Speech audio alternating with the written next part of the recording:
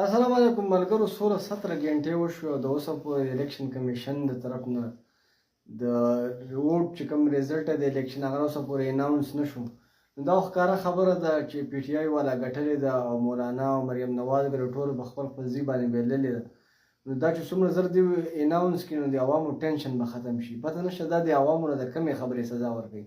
مطلب دا خو دومره واضح لیډ دی 50 او 40 او 30 هزار، خو د دې باوجود هم دیو اعلان نه کوي او عوام له یو ذهني اذیت په کیفیت کې اخته کړي دي.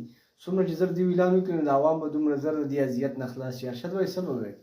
نو څه به ووایم دقسې ناست یو او په خوب پسې یو سترګې راووتې. موږ وایو چې اوس دوی دا اعلان وکړی ځکه 157 ووټونو باندې سیټونو باندې چې دی نو پی ټي آی په لیډ کې دي، 2/3 اکثریت دی که نه. نو یا خو دوی په چل نه پوهېږي چې اوس لکه دا شی څنګه راټول کړو، ځکه په هغه کې ډېرې غټې سټې وغورځېدې که نه. ته ګوره لکه نواز شریف خپل سیټ وبېلو، مریم نواز وبېلو، مولانا فضل الرحمن وبېلو، امیر مقام وبېلو، ایمل ولی خان وبېلو، خواجه آصف وبېلو. یا لکه زه به تاسو ته کم وایم لکه چې کوم ځان ګروګان ګڼل چې لکه مونږ د پی ټي دغه د سیاست ګروګان یو. پی ټي آی مې ځکه بار بار په خوله کې راځي چې کوم سیټ راځي وایي هغه پی ټي آی وګټو.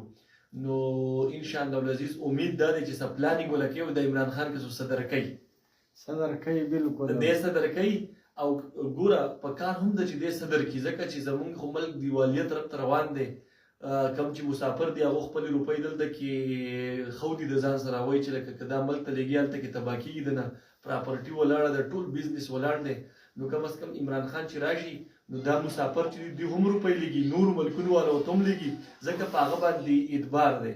او انشاءالله العزیز که داسې وکړو او د عمران خان پرایم منسټر یا صدر روغ شو نو زه وایم چې لکه ملک چې دی دا به ډېر په ترقۍ شي او موږ به ایشین ټایګر یو، ځکه چې ایټمي ملک ته خیال دی ورته.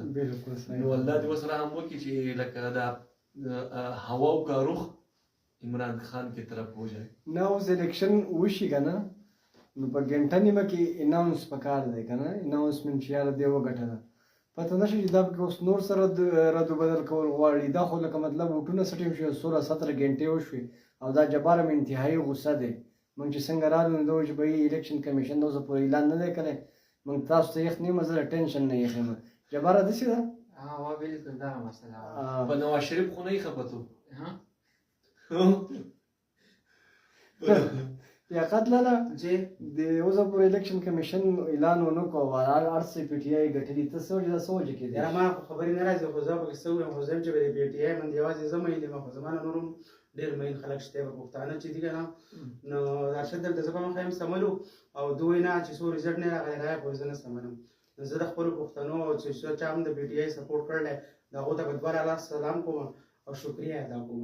مننه لیاقت لاله، الله دې کامیاب